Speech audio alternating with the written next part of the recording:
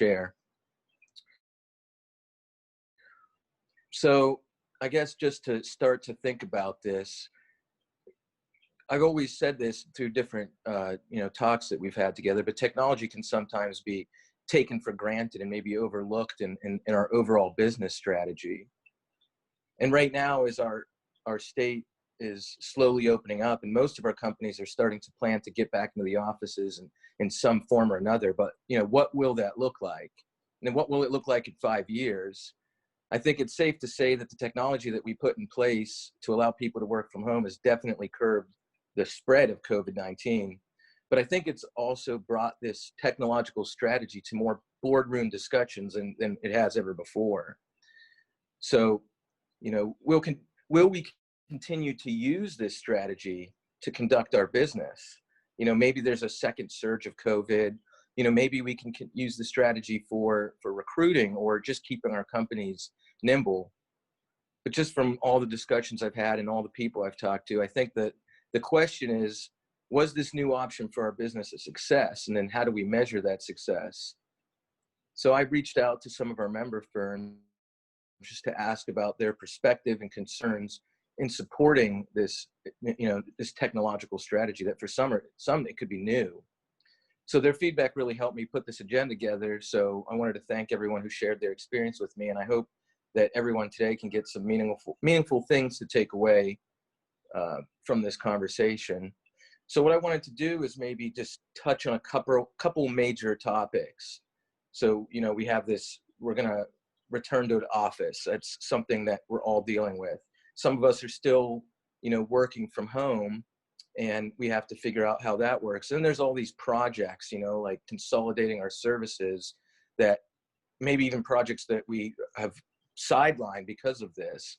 And then, always the concern for us would be just, our IT budgets and how this plays into it. And then maybe we could just touch on some policies that could help us, maybe improve this or help, or, just figure our way through it. So like I said, everyone right now is trying to come up with some kind of hybrid of this home office, work life, this new work at home experiment that we're living through.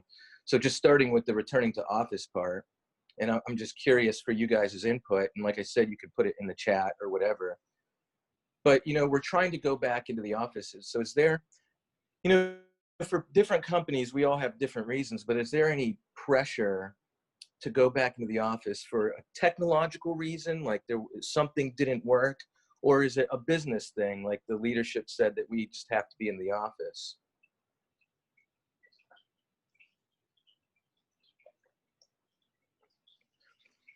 So this is Julian Antoine with Schaefer, and we've had like a 3-phase outlook, to where we started about a month ago with 40% of our staff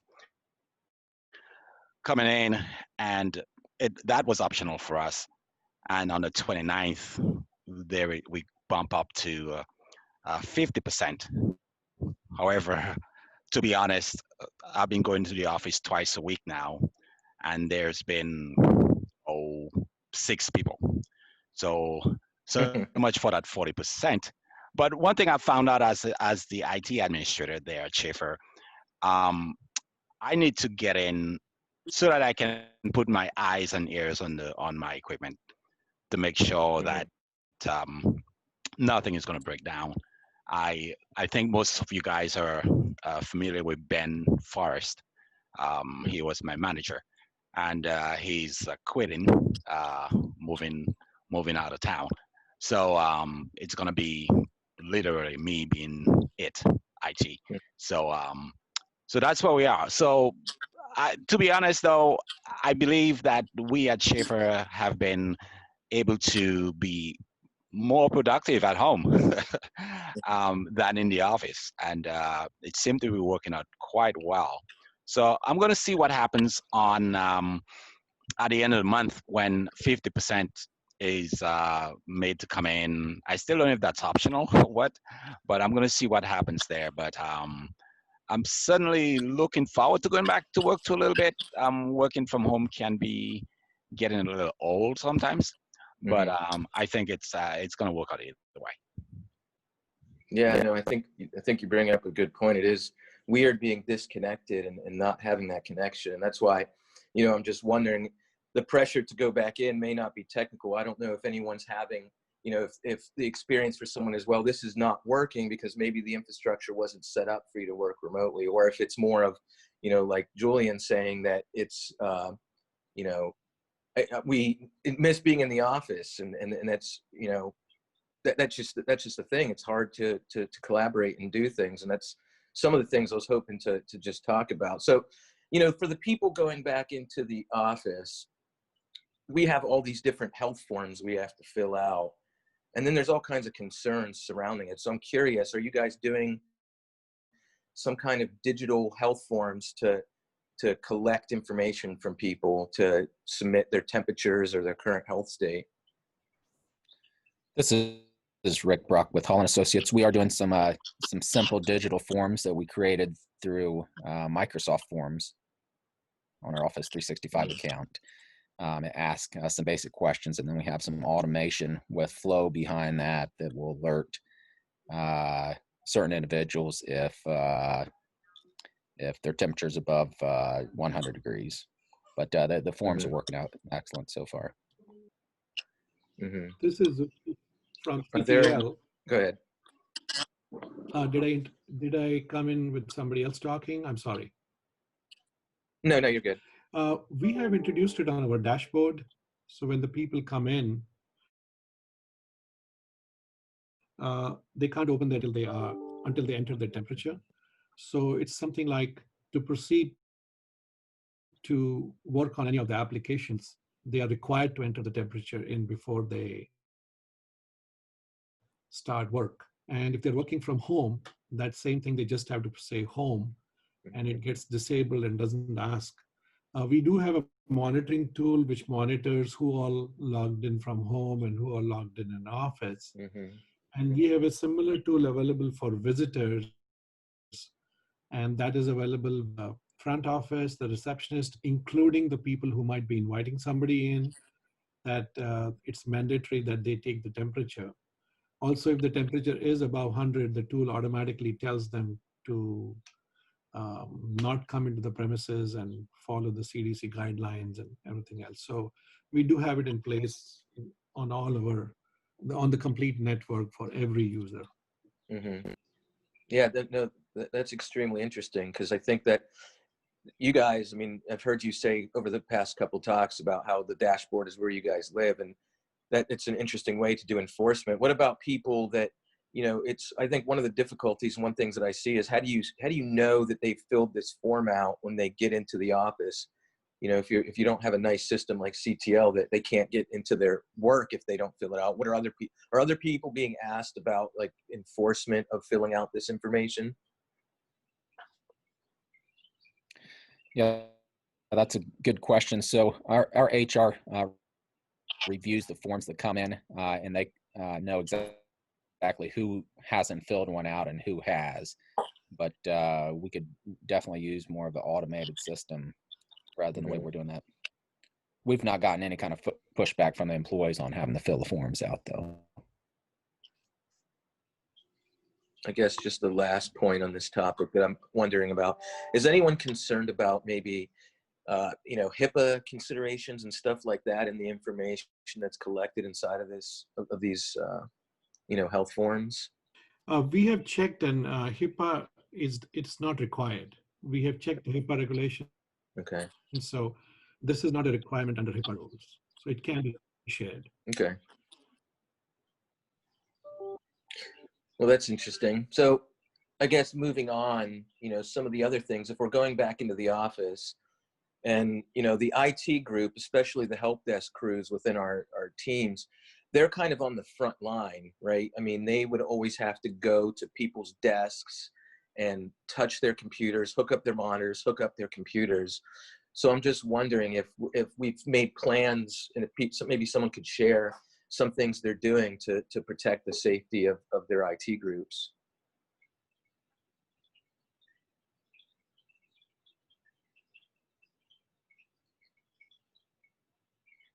I can tell you what we're looking at doing is, really looking at it, most of the stuff that we can do is we can really work remotely. So even if we did go into the office, I really encouraged our group to do everything you can remotely, and going as far as we talked about, getting pictures of what cords look like, and then we'd send it to the printer and say, here's the cord you have to plug into this, plug in the back of your computer to, hook your monitor back in when you came from home back into the office. And so we're just, continually trying to think of these different strategies to help make it so we could work remotely as much as possible, just to not put ourselves at risk. I mean, yes, we can put on gloves and masks, but just for the IT group in particular, we do have to get pretty intimate with a lot of people. And I'm just always thinking, like, how can we mitigate that risk? Is there anything we can do? So I'm just curious if this is something obviously we're all thinking about it. So I'm just wondering if anyone could share any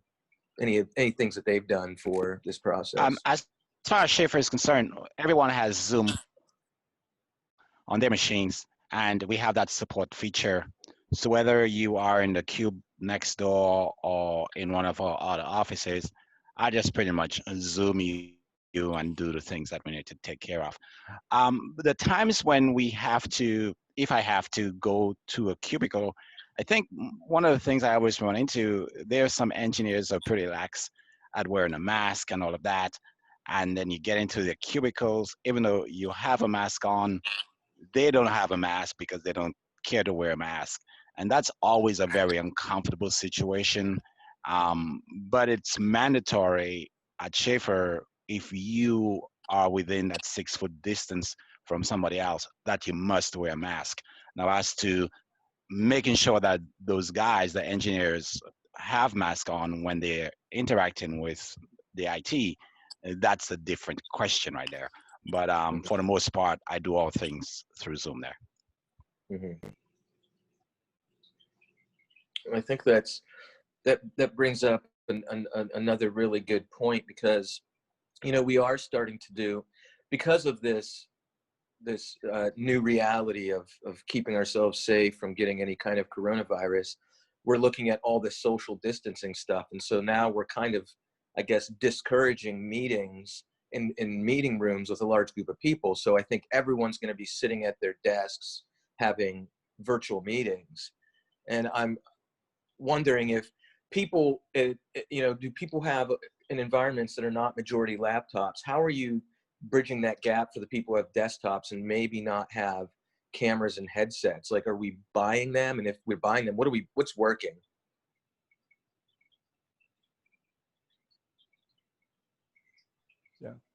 Yeah, I'm Neil Johnson with Jones and Henry Engineers. We're basically buying as many as we can.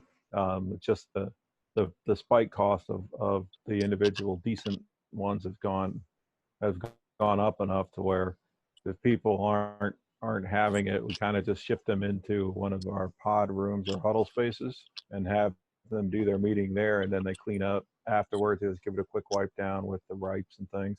That seems to be working out mostly. Otherwise, we'll just use a combination of Zoom to see things in their regular phone. That's gone pretty well as well. Yeah, and going forward, we're replacing desktops with laptops as we move forward. So this will become less of an issue, but just kind of pushing through with the amount we have and trying to make sure people clean up after they use a spot. Mm-hmm. So you kind of have the conference room, since they may not have access to that technology. That's like kind of like, what are we doing with our conference rooms now? So that's an interesting idea, is just have it as kind of a small huddle room for but that would be for maybe more outside client meetings, not necessarily internal team, or is it for both? We're using it for both, and we've actually set up a couple more spaces just kind of dedicated to this. Since most people still aren't here, we've got extra space, and all of our field people that have a space now don't have a space since they're only in there a couple weeks out of the year at most anyways. So we just have spaced those out in the offices, so there's a spot that people can go to that keeps them away from everyone else enough that it's comfortable for at least most conversations. Yeah, that's interesting. Does anyone else like to share some of their return to office struggles that they've been going through?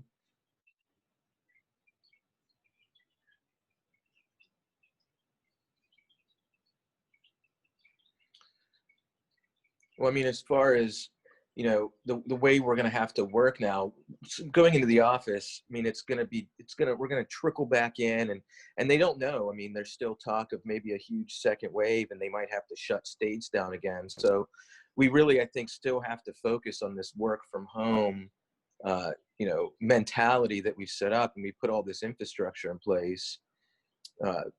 You know, I'll just start it like this. You know, what worked with sending people home and what didn't work?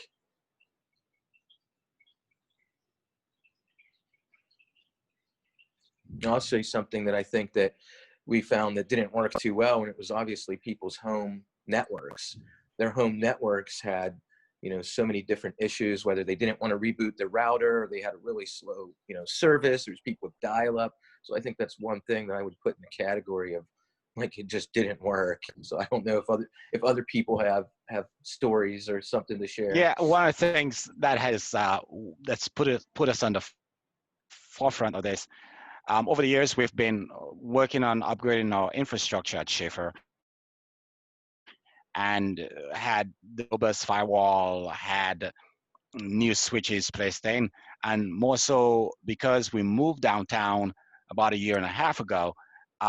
It pretty much moved into a new building, so all the infrastructure was pretty top notch, ready for something like this, and everybody was deployed with a laptop. The only thing we probably had to scramble on doing probably was to the co-ops that we have, engineering co-ops that we have come in, they were still having to remote into a desktop. But other than that, it worked out really well. I mean, we were working from home for a long time. I mean, a lot of the company would decide, hey, I'm going to work from home today or whatever. And that has always worked out pretty well. So when COVID-19 hit, we were like already in the river, swimming downstream. I think though the most thing though, I'm having problems navigating in the office going back is that one-way sign that's on the floor. It's like you cannot go this way, you gotta go that way. But other than that, I think for us, it's worked out pretty well. Yeah, it's funny that you say that. In my office, our bathroom next to our IT room is next to a stairwell. So the only way we can get to our bathroom is by walking all the way around the building, up the stairs, then back around. I was like, can we just break some of these rules here? Because I think we're putting ourselves at more risk of exposure by looping the building.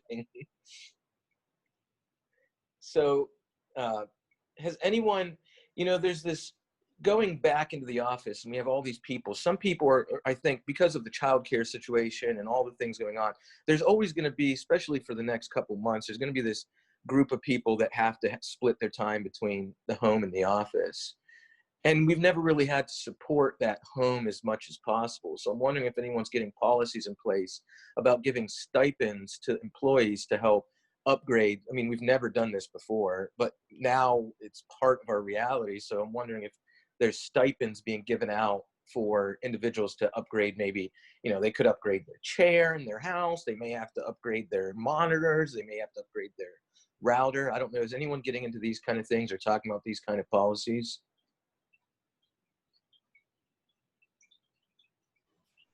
Yeah, I know we've been talking about it here off and on since this all started. It's kind of getting some more ideas pushed from that from the employee side. The upstairs is just looking at that as options, as ways to kind of keep people engaged and you know, use it as a recruiting tool and things, just depending on where they think they're going to spend most time, kind of help people along, but not necessarily go all in on setting up an office or anything like that. But they're kind of trying to extend a lot of the other travel and expense policies around it, looking at maybe adding a line for office kind of things like that, depending on where you're going to be most of the time. Have they set any dollar amounts? Have you talked about? Not really. It's more of an idea stage from the management side. I think a lot of the people at home are also just kind of using this as an excuse to upgrade things that they've been wanting to do. So they're just taking some of the initiative and actually saying, I want a bigger one at home. I've always wanted this, so I'm just going to get it, kind of thing. That's been helping us along a bit as well. Has anybody had, even, maybe before this happened or after this happened, has anyone defined a policy that says, here's the standard equipment that we will give you as a company, and anything on top of that, you have to supply yourself? So, you can have 2 monitors, computer, and this, and that's what we supply, and everything outside of that. Does anyone have those kind of definitions in any of their IT policies? Not for working from home. For working from home, if it's a desktop, they take their personal desktop home with them. And if they are going to decide to work from home, then the ownership is on them to upgrade their internet. But we do want to see pictures of the place for liability reasons, where they are sitting and doing this work. Is it a safe environment? Are there children around? That is, if they decide to work or they have requested to work permanently or for a long periods of time. Mm-hmm. So I guess working from home is, and Sharanjiv brought up good points, like I want to see your environment. And one of the things that, I talked about this a couple meetings ago, and I've actually asked it, there was some national IT talks, and I've asked this question many times, and it's just about the productivity measurements that we can do. Because is there something we can do? Because there's this question that management has. It says, okay, we can buy this work at home strategy that we're doing, but if it doesn't, if they think that there's productivity lost, I mean, you can't collaborate with your team. There's no face-to-face communication. So is there some way, and is anyone doing something to monitor, measure this, efficiency in the office versus the efficiency at home, and like technologically, are we being asked yet to do anything with that? At CTL, we are doing this. So the first time we did was we did data mining and compared the 3 months that majority of the people work from home. And we took the utilization of last year and the billable time and compared it with the billable time of the same people who were working from home to get an idea of what the difference was when they worked from home, how many hours did they put in which were billable, and what was the utilization and productivity compared to the same 3 months last year.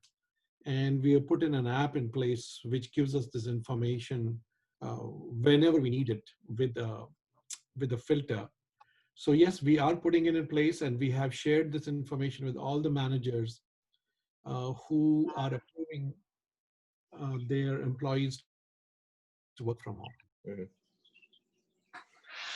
It's interesting because it's like, you could still go over, it's hard to look at that just from the billing perspective. It's like, is there anything you could do on the network that says, like, I was looking at our differentials and you could see what projects are being worked on, because yeah, they could be billing time, but is it real work that they're doing, or are they just padding their, are they just filling that out? Is there any way to validate that with something besides just what they billed to? I don't think so, because what the management requires is, if they're billable and the same amount has been billed, it doesn't matter how the rest of the time was spent, or if they were on the computer or not, because you can log in and you can still be away. So that was not an actual measure. So what was decided at this thing is just to see the productivity. If it is billable, that same person, whether he was in office or at home, he has created that much of invoicing for his department on the projects. On the other hand, managers are looking at the daily activity reports that he's submitting, and that gives them a pretty good view of what he is doing on a daily basis, because we have a system in place where everybody who works needs to submit a daily activity report to their managers, irrespective of whether they're working from home or on site. I'm curious, but now that we're not face to face, is there, and that collaboration that we could have when we worked in the office, are we losing? I mean, has the digital tools we have bridged that gap to cover that face-to-face collaboration? I mean, are we having to, you know, rework things or have errors or omissions that, you know, in our work that could have maybe not happened if we were face-to-face?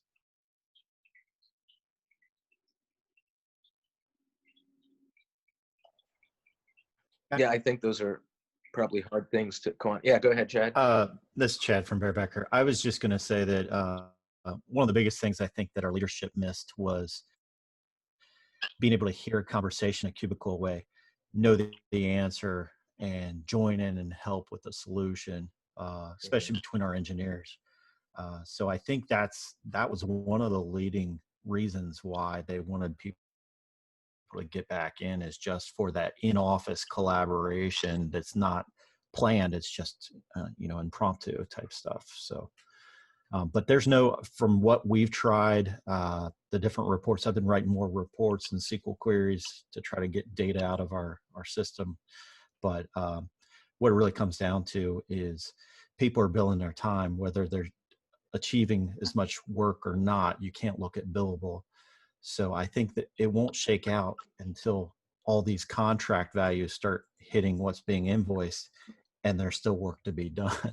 Then you potentially see that where we weren't as efficient as we could have been. Yeah, that's the ultimate report that we need, is like, what's the actual work complete on a job, or what's, you know, where are we at on a job? And I think that's a struggle that everyone has. Well, looking at, you know, that's just part of it, is, you know, that collaboration, being able to yell over the cube. Are we looking or focusing at all on that user's work from home experience? Is there anything that we can do to improve that? You know, I just don't know. Do you have a microphone? You know, you could have something crazy if you're talking about what Chad was saying. You'd have a microphone live all the time at your desk, which, you know, obviously nobody wants, but you could share a noisy audio stream with your coworkers. Is there anything that we're doing, you know, to look at that work from home user experience?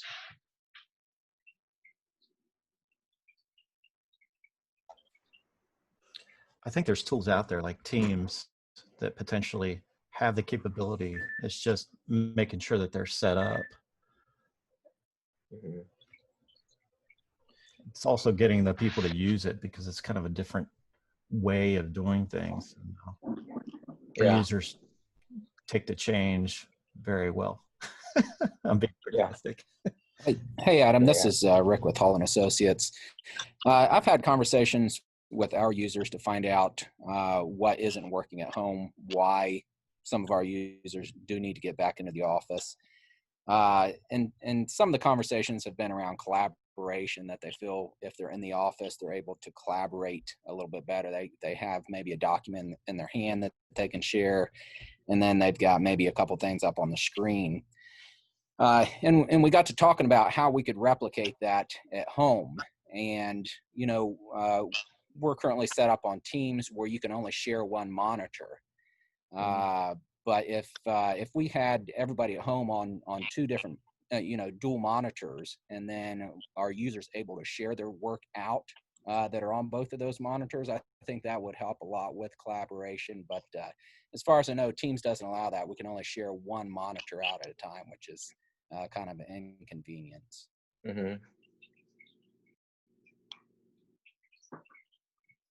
Yeah.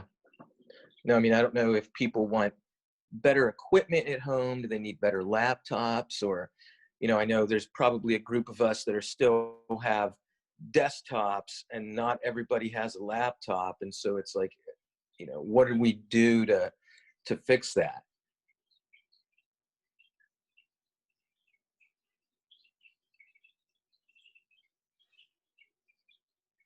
How about our phone systems? Did we do any improvements to the phone systems? I mean, some people have cloud services, some people have on-prem services. What have we been doing with phone? How is the state of our phone systems?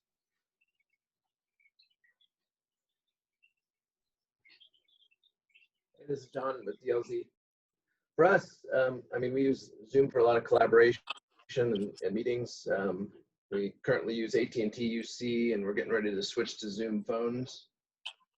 We have, for some meetings, added a phone number onto Teams, although that sort of sucks sometimes, but it works. Mm-hmm.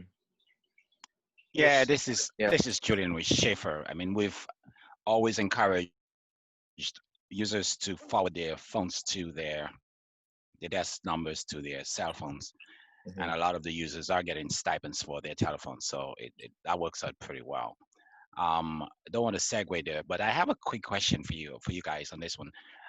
Is it our responsibility as IT managers, IT admins, to make sure that our users working from home have the best setup there is in terms of internet working well and all of those other things that allows them to connect to us? How far do we go on that? If I don't know if that question has been raised yet or if that's on the agenda, but I'd love to get an answer on this one. No, that's a really good question. As a plug, IT is responsible, I think, is actually for us, that's one of the biggest problems that we ran into. We've had to buy some hotspots for people who had really crappy service, and that only made them marginally. Yeah, I think we catch most of the grief for them not working and just have to constantly reinforce you don't have the resources at home that you do in the office. It's very expensive to provide these things. You know, you really need to help us along or talk about it or ask your superiors that, hey, this would be really good if we could do this from home, or, you know, these are why the problems are. I think management kind of gets it because of course they're experiencing some of it themselves, but just the front line from the employees where, you know, I can't go in and make you reset your router if you refuse to do it, kind of stuff. And then we just kind of muddle along. Julian, the short answer is yes. It is our responsibility as IT to make sure that majority of our employees or all the employees who do work from home are helped, because eventually you're helping the whole company by making sure that he's able to do his job. There could be different circumstances under which he's working from home. So we do a lot of hand holding, and we do help them and get in touch with their providers. If they have router issues or others, we give them documents to follow through. But yes, we do help them out. And worst case scenario, if they still are not able to fix the issues, we we have a couple of um, the the dongles where they can connect their laptops to the dongle directly to get high-speed internet. In some cases, we have also um, requested them to connect to their cell phones, because we have seen the cell phone connectivity with 4G is much better than what they have at home in certain cases. If they have desktops, we have picked up the USB wireless ports for them so that they can connect their desktops also to the Wi-Fi and not replace the whole desktop with a laptop, because, you know, how many are you going to do? How many replacements are you going to do? But yes, we do help as much as possible and do as much hand-holding as possible. And I don't think at CTL we have had maybe a couple, one or two, who needed a lot of help, but most of the people are pretty savvy to have done it on their own, you know, until unless, of course, they're making it into an excuse. Mm-hmm. You know, I think from, you know, I've asked this question a lot, actually, to a lot of different people. And I think typically what we've had in the past is, I think as IT leaders, it's our job to make sure that we have the policies in place that help us through this, because, you know, that could be an endless pit, because you do have to help people, but what do you help them with? Like, if we have you know, we had, in our work from home policy, it originally had said, we require you to have an internet connection of at least this speed and this, that, and the other. But, you know, this event really showed us that not everybody had what we asked for in the policy. And so I think for us moving forward, what we probably should do is look at having some kind of policies in place to help that, because there is, like, you can help them get through some of the technical problems of configuring their stuff. And I think we maybe didn't do that as much in the past because we didn't have everybody working from home. But this, we had to guarantee business continuity through this. But sometimes there's going to be a cost, and you have to just define that. And that's why, just a few minutes ago, I was asking, do people have policies on, you could define, this is the hardware that the company supplies. And, a theoretic policy could say something like, and if you need something above that, we'll give you a $250 stipend to fill that gap, because there might be purchases that need to be made. And if that's kind of a general work from home policy, maybe, and I don't know what that number is. I don't know if it's 250 or 500. I don't know what the number is, but if that can help people get comfortable and get their setup at home working, that's now a business decision that the company can decide on if we have these policies in place, because, it's just hard to figure out. There's going to be one-off cases, but I think it's our job as leaders of our companies to help give the business side some kind of measurement so they know what the cost of this is going to be. But no, it's a really good question. I think it's something that we're going to have to suffer with. And I think that, that really goes into, if we're looking at our policies, who had a work from home policy, a really comprehensive work from home policy before this began? I'm curious, just, show of hands or just a yes or no. That would be a no for us. And I just actually wrote that down in my notes for this meeting. That's one of the things I'm going to work on when we get back full time. But I think half of the problem I'm looking at here is, if people are impeded from working from home in some sort of way, they're quick to put in that IT account number that, to account for their time. And that at the end of the day has an impact on the IT budget. So I guess the follow-up question to that would be, should we somehow factor some kind of buffer within our yearly budget for IT when we're preparing our budget to account for the that stipend that we may want to encourage management to give? And the other thing about it is, there are some people with some really good internet and really good infrastructure at home, that even better than our offices, that are able to do things. So with that, it opens up another can of worms.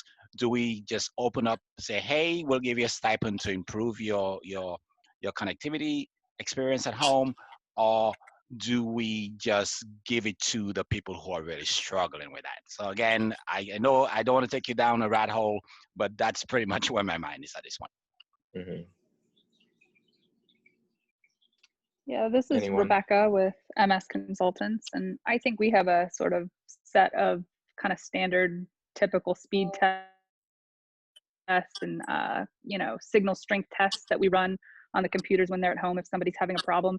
And if they don't meet what we know works, generically for the same test that we've run on multiple other computers, then we recommend that they do what they need to do to increase it. And at this point, we don't have a stipend policy in place, so it's kind of up to them to figure out what they need to do for the most part. There have been a couple exceptions to that rule, but in general, we have sort of set of standard testing that we do, and that helps us see, hey, if you're not up to par with what we know works, then you're not going to be able to successfully work from home.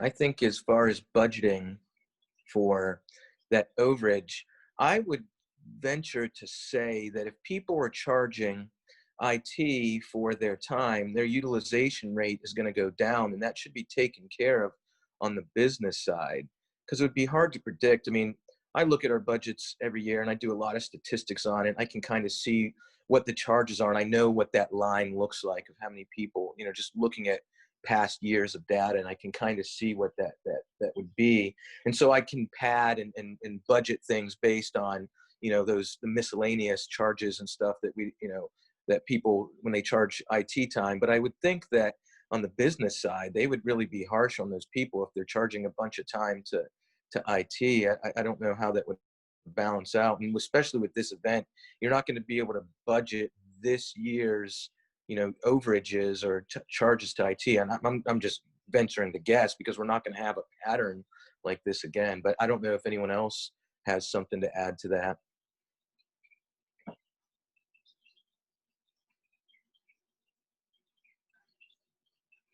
Well, I think we have to probably really look at our policies within our groups, and just maybe think about what can we do now to make the next work from home event better.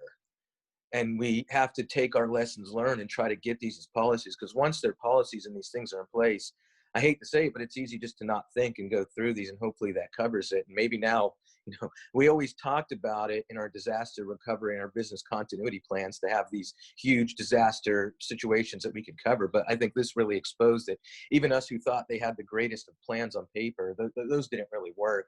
We didn't know what that situation really looked like. So I think this is a really good time. This is the one time that we all experienced it. We know what it looks like. Let's try to learn from this and just and do it. So I don't know, is anyone doing that? Are people looking at it that way, of documenting this and saying what can we do better next time?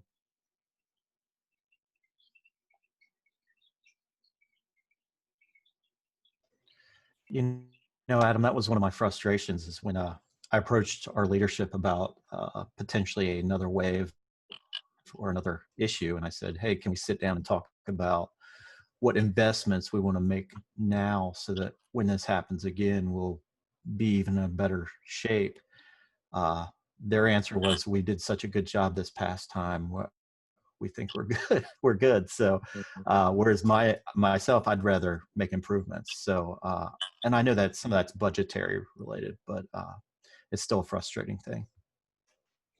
Well, I think Chad brings up a really, really good point. We did get through this. Now, some of us had to spend some money, but is our leaderships of our company going to invest for us to upgrade our infrastructure? Because if we're continuing to support this work from home, are we getting more money? Or is, like Chad said, you guys did such a good job, we don't need to change anything?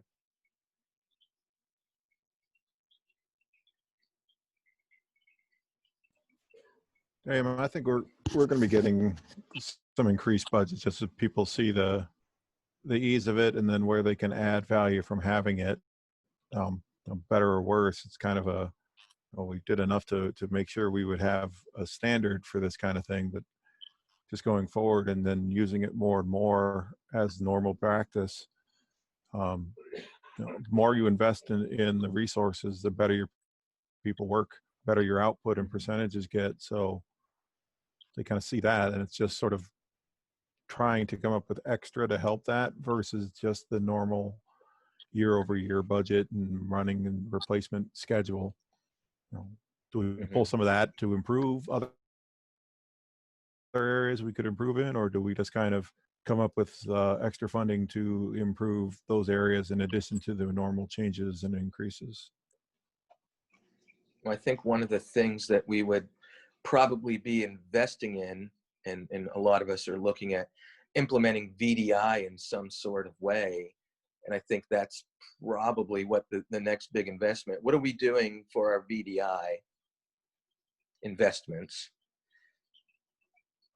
This is Julian again. I've always thought that ever since VDI came out way back when, I've always told my bosses that, hey, VDI is not a panacea. It's an extra tool to have in your back pocket.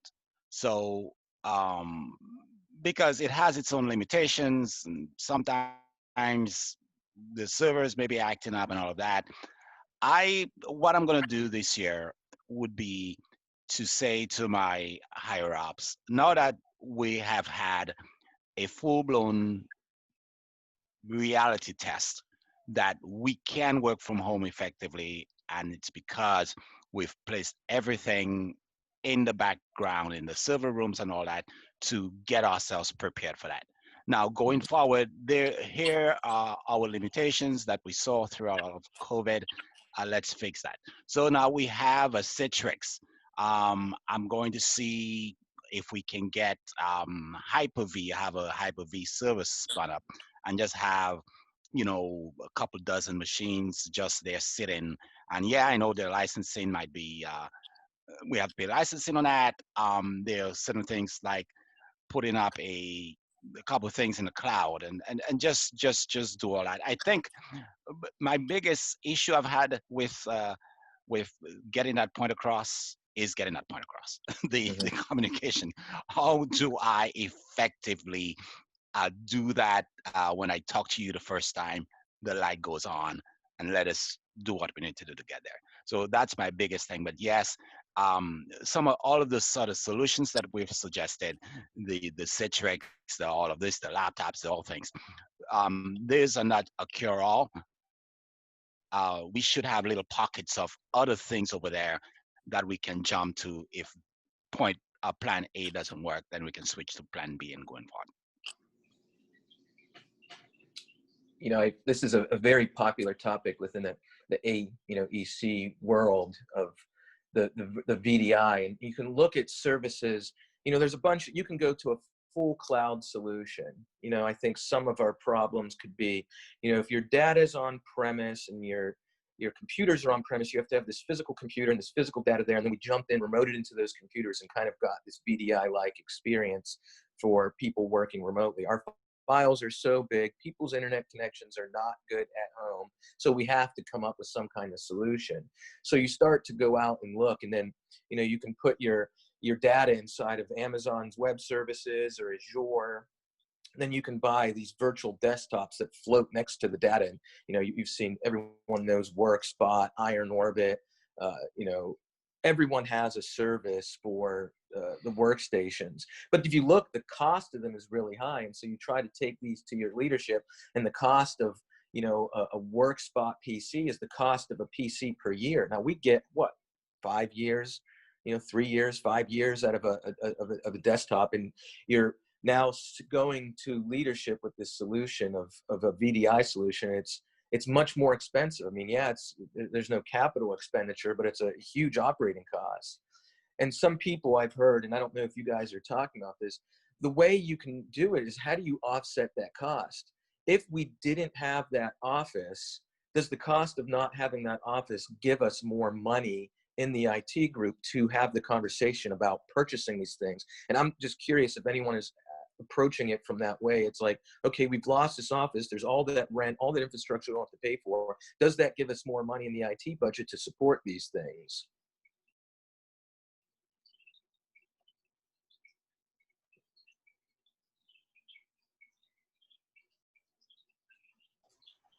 Adam, that point was brought up in the national, and I agree with that it would actually make it more affordable. However, leadership might not see it that way. Cost is cost. And so I really think it's just a shifting of your budgets, and then you're starting to use budgeting from your leases and your rental space and your office space. But the cost for us seems to be the biggest issue for us implementing VDI. It's just like you said, it's a workstation or a workstation laptop for that cost. So, and I think we're looking more towards cloud totally and not on-prem. The only issue there is we have large data sets that we're starting to get with drone work and obviously GIS from county and stuff, and getting that to the cloud can take hours. And I think that's the only thing in the future that I would see could cause any issues. Other than that, I think we're going to be moving towards the cloud version of VDI sometime. Chad, do you guys have any fear going to the cloud that you can't maybe control those operating costs if the percentage that the fees that they charge for it? Is that a consideration?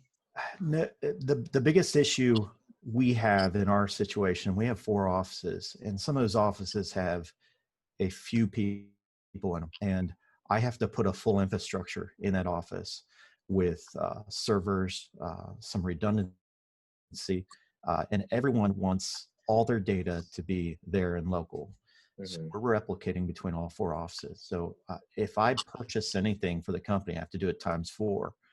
So if I can get that down to a single server in a cloud, or even double server with some redundancy, on the infrastructure side, it's going to be, I think, a cheaper improvement. It'll help with if we go to open up an office in a location, I could do that with very minimal cost. Mm-hmm. Anyone else? I mean, cost-wise, all the cloud-based solutions, I could buy an Alienware desktop for everybody every year for the costs that we've seen. I'm looking at Windows virtual machines. Less about the ROI on closing offices, although if that happens to free up some funds to help, that's a benefit. Looking at egress charges from our cloud carrier. If I put the VDIs or Windows virtual machines up in our same cloud, then I've got no egress charges, so that can be part of my ROI there as well. We have stayed away from the cloud because we have our applications, including all the shared drives and access to it, all mounted on through the application at one location, the corporate location.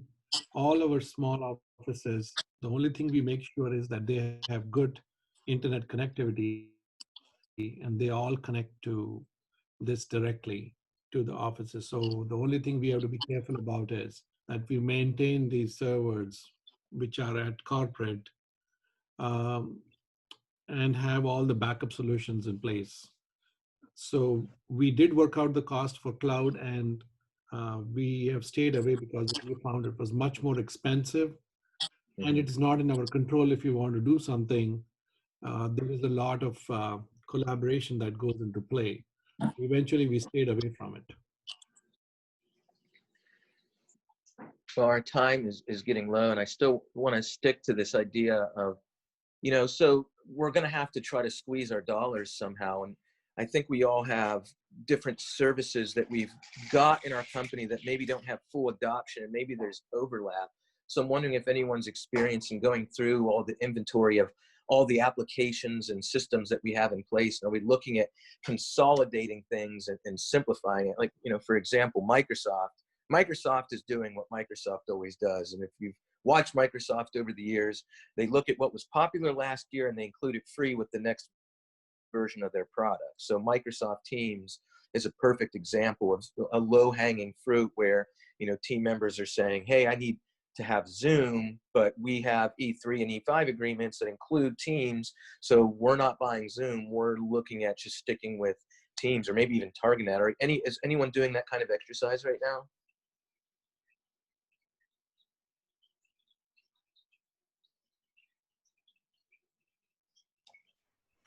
I'm kind of doing it on the side. We went out and purchased Zoom right away, just because of the user friendliness of it for both us and our clients. But now I've got some time and I'm breathing a little bit more.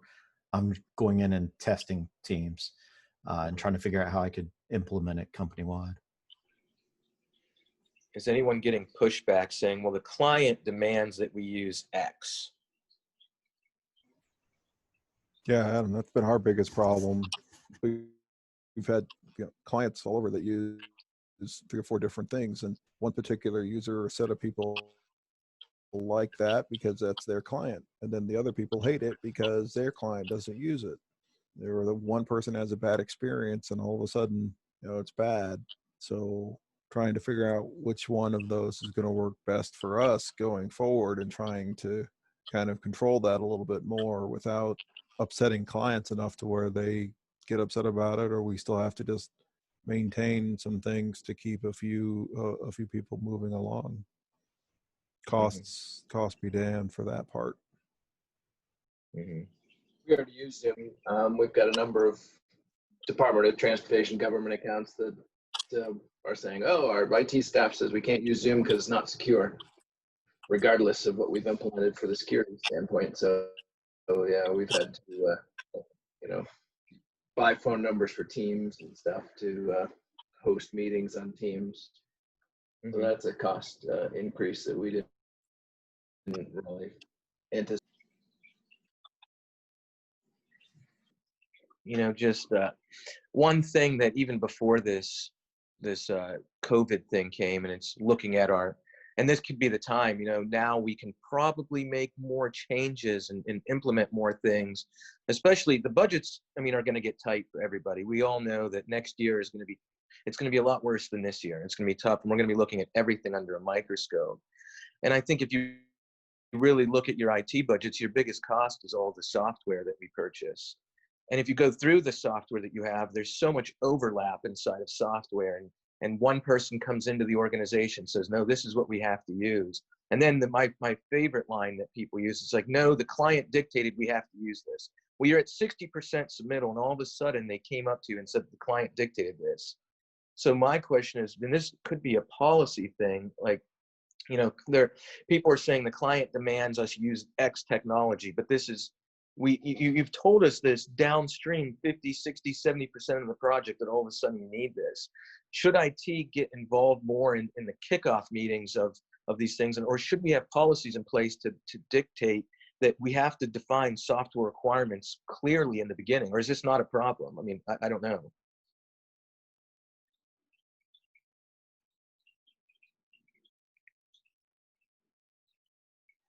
I think Schaefer has always looked at the return on investment on any piece of software. And so the way it works, we've given our users, the engineers, the latitude to, hey, if you've been from this X company that you used to work for, and there is this tool that worked great, and you think it can be used here, just go the chain and see how far it goes. And then sometimes it goes through and sometimes it's no. So as far as the client wanting a specific type of software technology to collaborate with our firm, we haven't had that kind of issue over at Schaefer.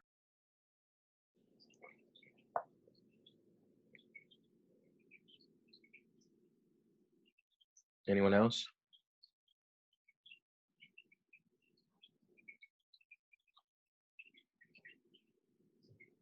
Well, I think it's 2:00.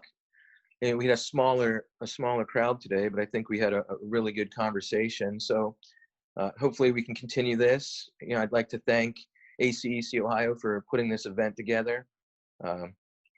Finally, just thanks for joining the call and spending time having this conversation. Just take care of yourselves, and thanks and goodbye, guys. Thanks, Adam. Yeah.